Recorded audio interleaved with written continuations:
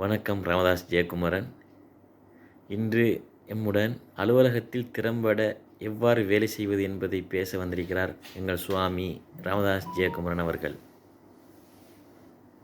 பரசான் வணக்கம். இப்போது நேரம் சரியாக 11 மணியை தாண்டி கொண்டிருக்கிறது. இரவு 11 மணி. இந்த அற்புதமான ஒரு கேள்வி கேட்ட உங்களுக்கு வாழ்த்துக்கள். நேர்த்தியாக ஒரு வேலையை செய்வது எப்படி? மனிதர்களாகிய நாங்கள் அனைவரும் நேர்த்தியாக வேலை செய்வதற்கு உருவாக்கப்பட்டவர்கள். இதை நீங்கள் வயது முதிர்ந்தவர்களிடம் கண்டுபிடிக்கலாம். ஆனால் எங்களது வயது முதிர்ந்தவர்கள் நிறைய பேர் இல்லை எங்களோடு. எனவே அவர்களிடமிருந்து நாங்கள் கற்றுக்கொள்ள முடியாது. இருந்தாலும் சில துணுக்குகளை, சில டெக்னிக் என்று ஆங்கிலத்தில் நாங்கள் சொல்லுவோம். அந்த டெக்னிக்குகளை நான் உங்களுக்கு சொல்லித் தருகிறேன். அதன் மூலமாக நீங்கள் எந்த வேலையும் நேர்த்தியாக செய்யலாம்.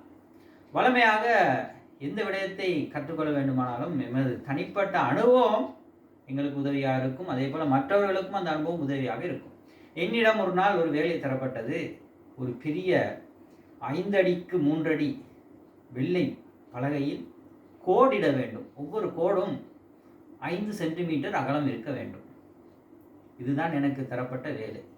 அந்த 5 அடிக்கு 3 அடி நீளம் அகலம் உள்ள ஒரு பலகையில் கோடு அடிப்பதென்றால் நான் அடிக்க வேண்டும் பெர்மனன்ட் மார்க்கர் என்று சொல்லப்படுகின்ற எழுதினால் அழிக்க முடியாத பேனையால் எழுத வேண்டும். இதுதான் எனக்குள்ள கட்டளை.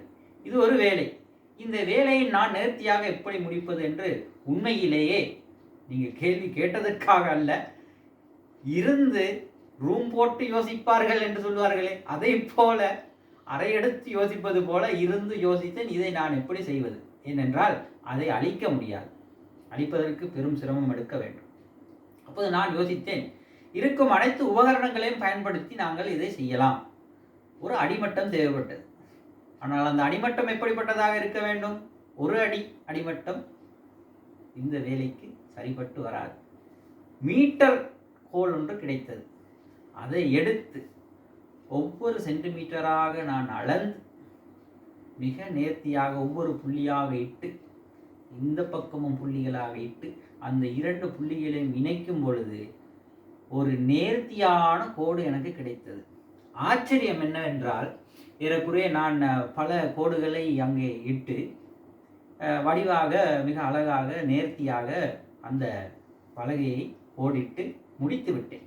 எனது நண்பர் ஒருவர் வேலை செய்யும், என்னோடு கூட வேலை செய்யும் ஒருவர் வந்து கேட்கிறார், ஜெயன், இந்த கோட்டை நீங்கள் அடித்தீர்களா அல்லது பிரிண்ட் பண்ணி எடுத்து ஒட்டினீர்களா என்று கேட்டார். அப்பொழுது எனக்கு தோன்றியது, நேர்த்தியாக வேலை செய்யும் அந்த எண்ணத்தோடு நான் அடிமட்டத்தை, சரியான அடிமட்டத்தை தேடாமல் இருந்திருந்தால் என்னால் அந்த கோடை நேராக வரைந்திருக்க முடியாது. எனவே உங்கள் வாழ்க்கையிலும், உங்கள் குடும்பத்திலும், உங்கள் குழந்தைகளை நீங்கள் கவனிப்பதிலும் நேர்த்தி என்ற ஒரு விடயத்தை நீங்கள் கடைபிடிக்க வேண்டுமானால் பல்வேறு உபகரணங்கள் இருக்கிறது, பல்வேறு தொழில்நுட்பங்கள் இருக்கிறது. அவற்றை நீங்கள் கட்டாயம் கடைபிடிக்க வேண்டும், உபயோகப்படுத்த வேண்டும். எக்காரணம் கொண்டும் அவற்றை ஒதுக்கி தள்ளி விடாதீர்கள். உதாரணமாக நீங்கள் மேசனாக இருக்கலாம். மேசனுக்கு சீமெந்து கரண்டி மிக முக்கியம், தூக்கு குண்டு மிக முக்கியம், மட்டக்கம்பு மிக முக்கியம். இவை அனைத்தும் இல்லாமல் ஒரு மேசன் நேர்த்தியாக ஒரு சூறை கட்டி எழுப்பி விடுவார் என்று நீங்கள் நினைக்கின்றீர்களா? நிச்சயமாக இல்லை. ஒரு சாரதியை எடுத்துக்கொள்ளுங்கள். மிக நேர்த்தியாக அவர் செல்ல வேண்டும் என்றால் காதிலே போனை வைத்துக்கொண்டு இப்படி அவர் சுக்கானை சுற்றுவாராக இருந்தால் அவர் நேர்த்தியாக வாகனத்தை செலுத்த முடியுமா? நிச்சயமாக முடியாது. ஒரு மாணவன் அல்லது மாணவி கல்வி கற்கும் பொழுது நேர்த்தியாக எப்படி கல்வி கற்பது என்பதையும் உற்று நோக்க வேண்டும்.